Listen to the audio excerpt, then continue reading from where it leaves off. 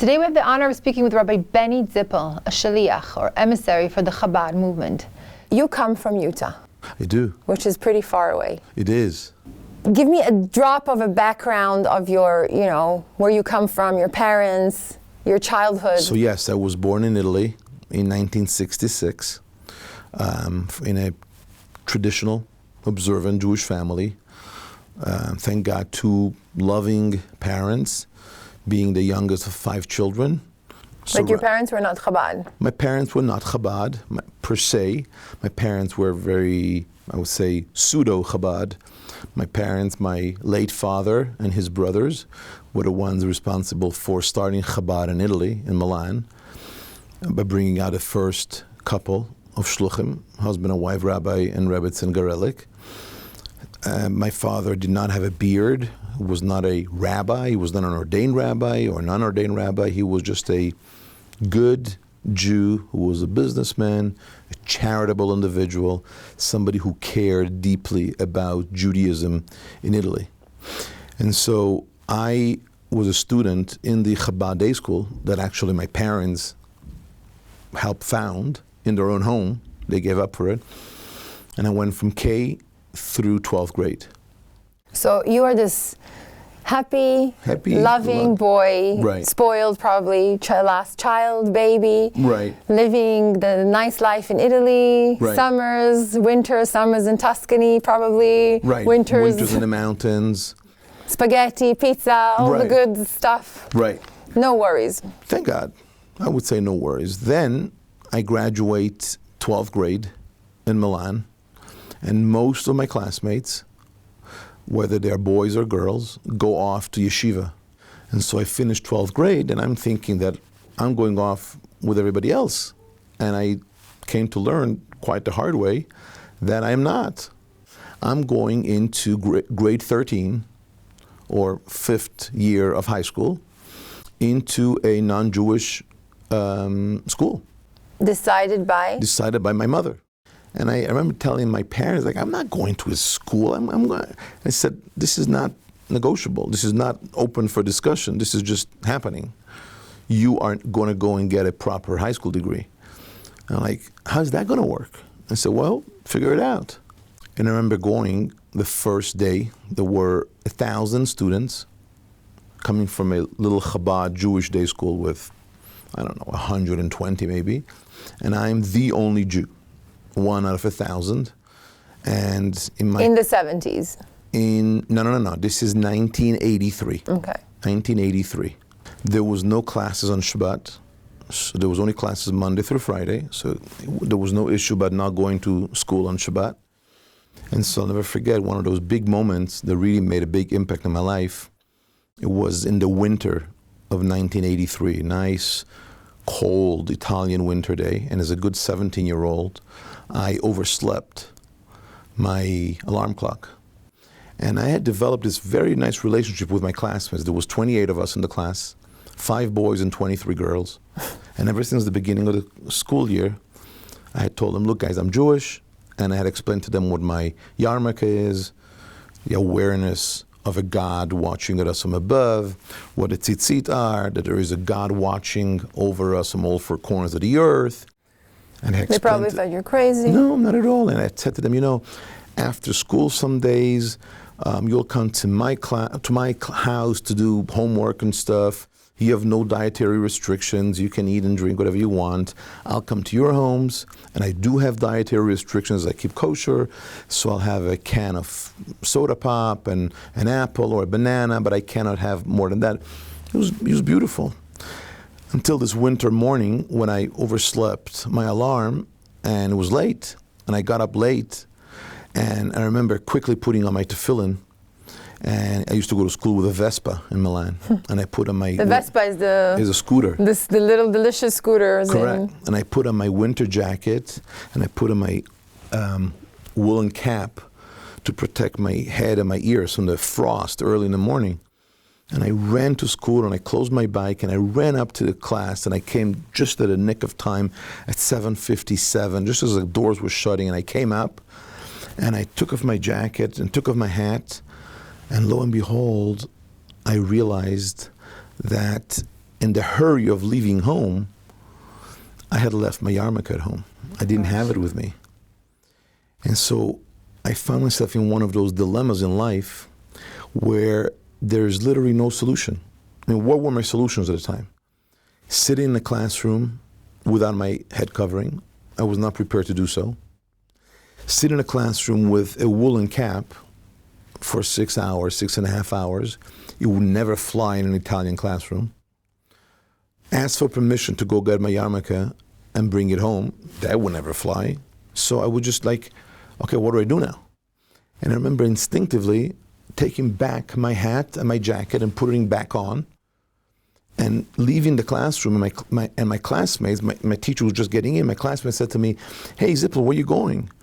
And I said to them, hey guys, you remember my head covering that I wear every day? And they're like, yeah, sure. I said, I left it home this morning in the rush of getting you to school.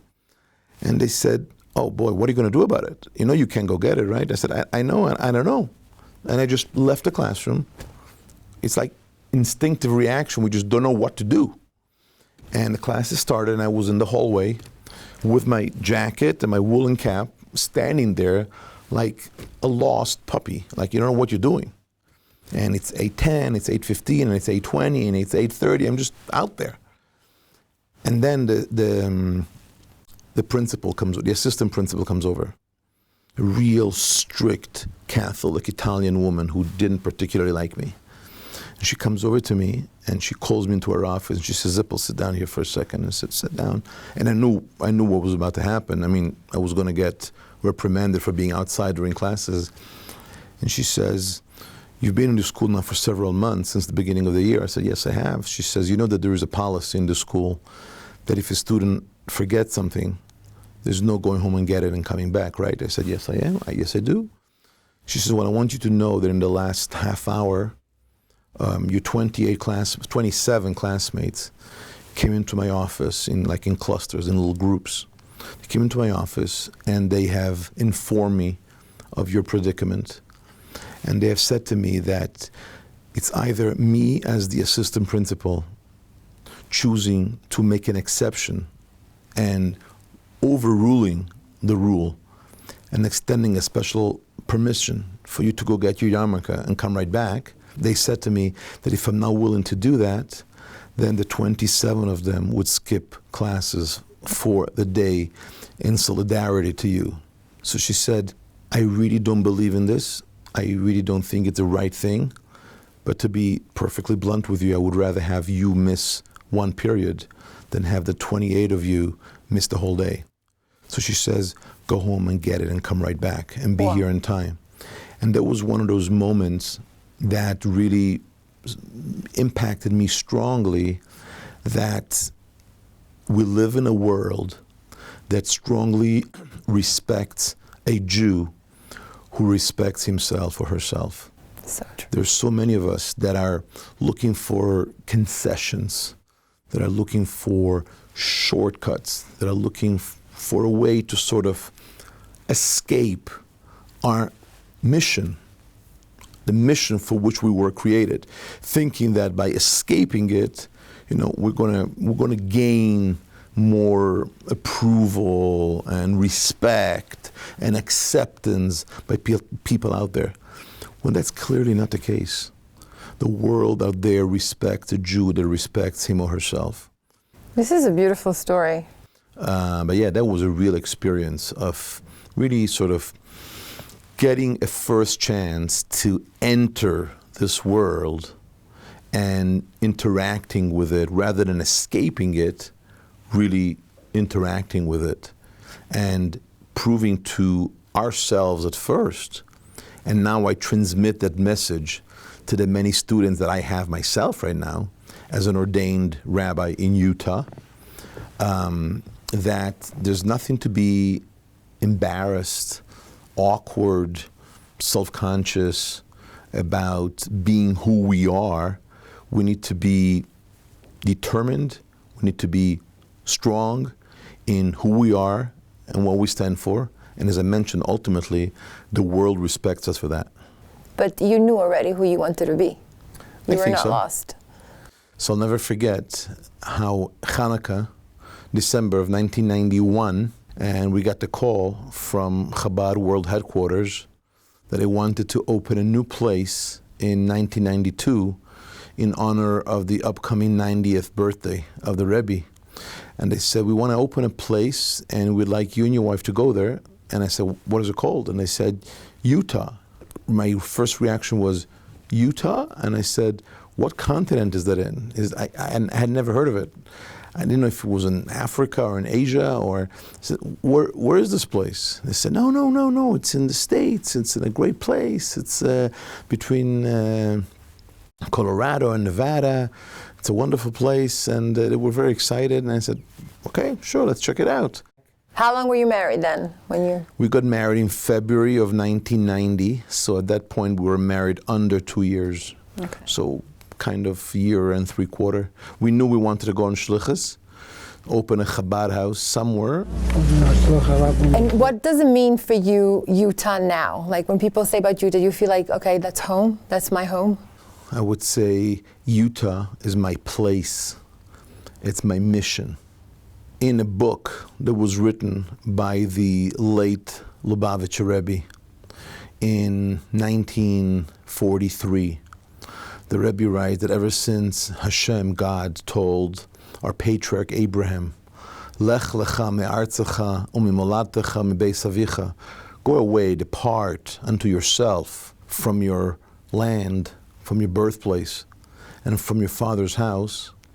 The Rebbe writes there, this is the beginning of the avoda, of the work, of birurim, of refining the sparks of God in this world.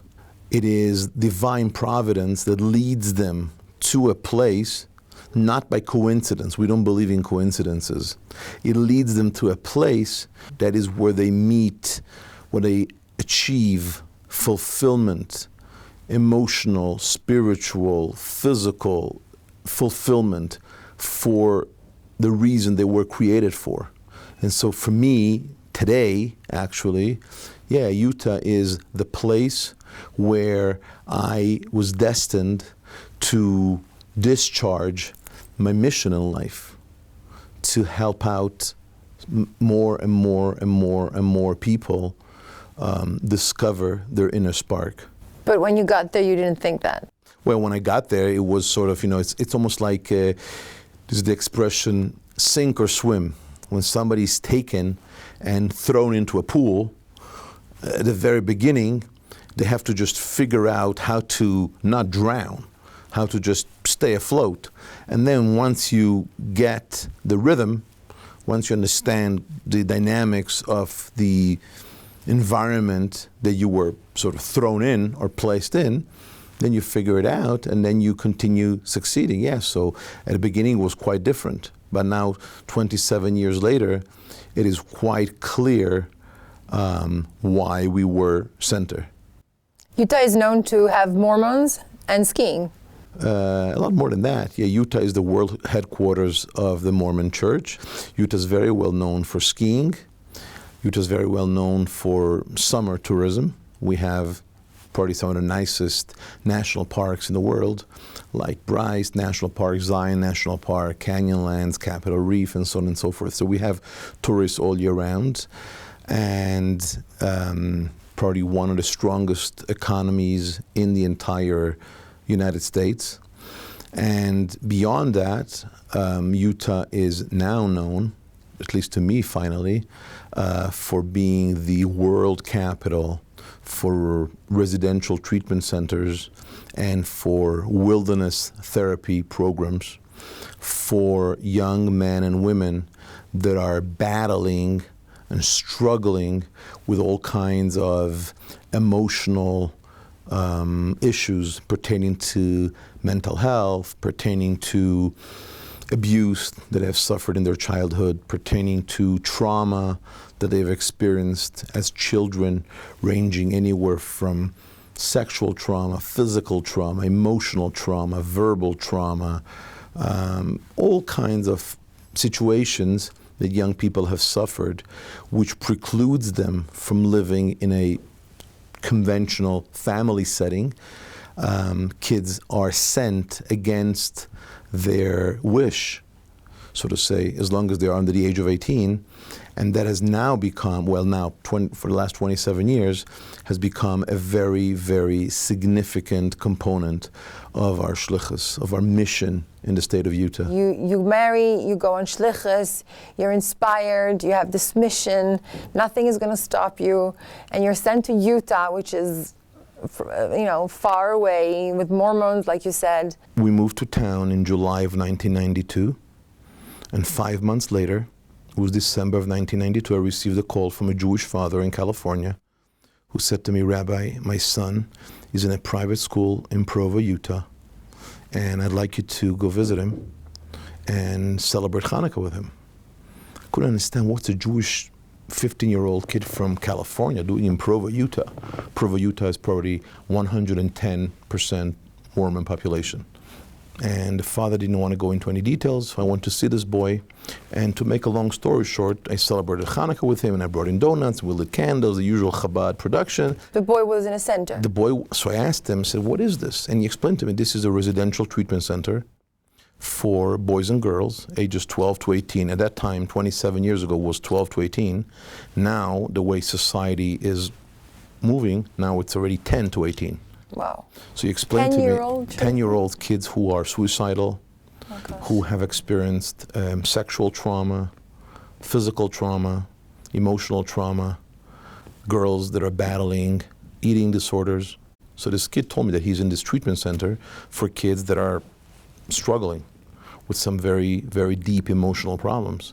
And I said to him, are you the only Jew here? And he says, Rabbi, come with me. And he took me around the school and he started pointing out the kids. And I found out that day that about 25% of the student population in a residential treatment center in Provo, Utah, was Jewish.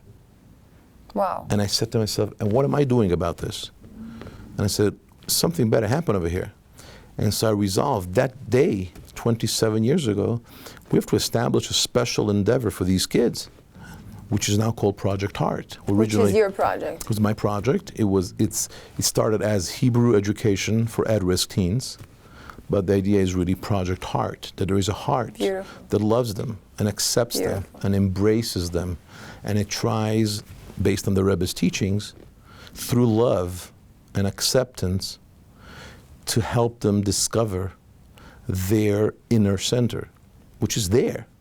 But so many of us don't have a chance, for whatever reason in life, to discover it. So you're allowed as a rabbi to go into the centers, meet these kids, boys and girls, who are battling the worst. The worst of the worst. We've had kids that were abused physically. We've had girls that had been sexually molested.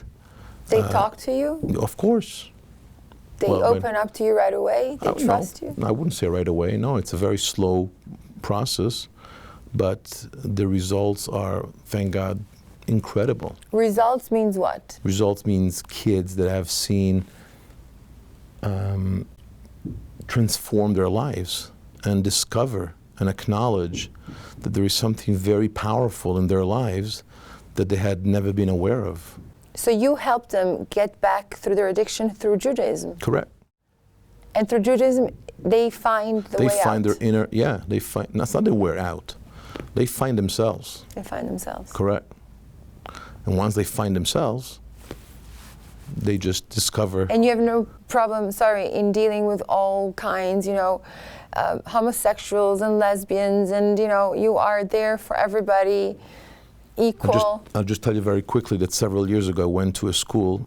Some schools are co-ed, boys and girls.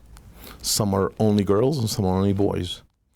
And also the school doesn't give me a list of kids that are there. They're not allowed to give me. So I just find out from the kids who's there. You have to find them? Yes. So I went to a school, and to an old girls' school. And that day, a new girl had come from New York, and the girl said to me, "Oh, Rabbi, there's a new Jewish girl here. Can we bring her?" I said, "Yeah, of course, bring her." I always come there with a big bag of snacks, and we have snacks together. I teach them how to say a blessing and how to look for a kosher symbol. They are totally cut out from everything. They have no access to their... Nothing, zero, zilch. So this new girl came, and she says, "I heard you asked for me." I said, "Yeah, the kids told me you're here, so I did ask for you." So she came over with a real New York condescending attitude, like really looking for a fight. And she says to me, Well, I don't think that a rabbi looking like you would ever have a girl like me who's lesbian in your group. And I said to her, young lady, have a seat for a second. Let's have a snack. Let's talk for a second. And she sat down and I said to her, I said, listen, if you do or don't want to come to this group, that's your choice. It's not mandatory. The kids don't have to come. Right. It's a privilege. Yeah. But there's one thing that I want to tell you, and this is very important. I want you to remember, I want you to hear it from me. I don't want you to ever define yourself as I am a lesbian. I am homosexual. I am heterosexual. I am a vegetarian. I am diabetic. I am a Republican. I am a Democrat.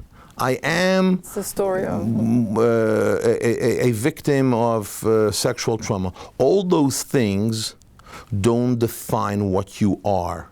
All those things define what you do. If you feel sexually attracted to a person of your own gender, it doesn't define what you are. It defines what you do. I don't ask you what you do.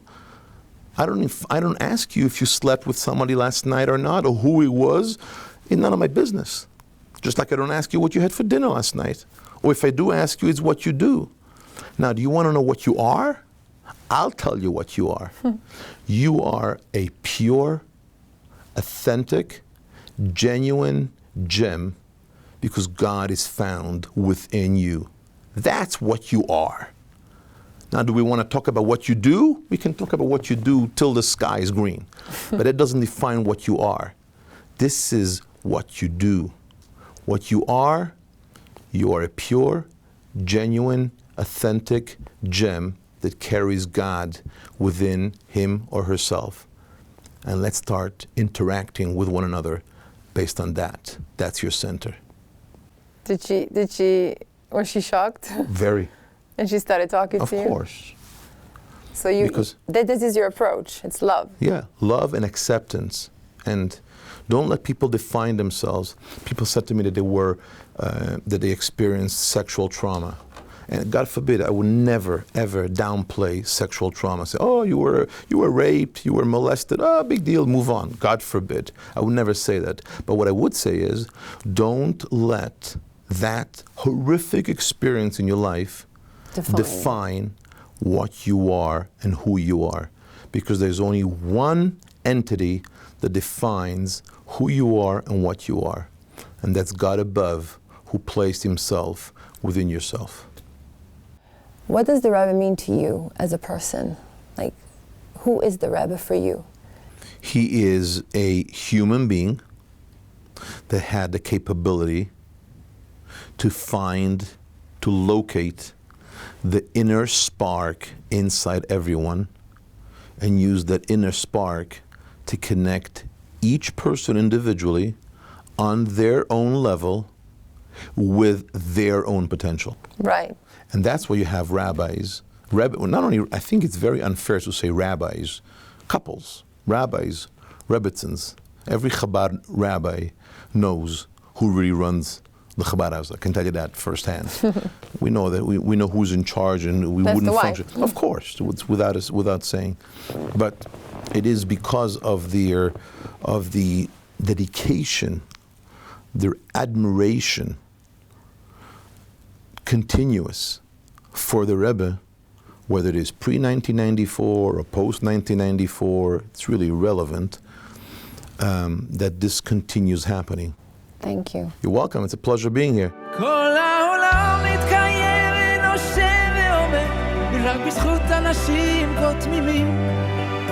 נשמות טהורות שרוצות רק לתת, לתקן ולבנות, להאיר את החיים.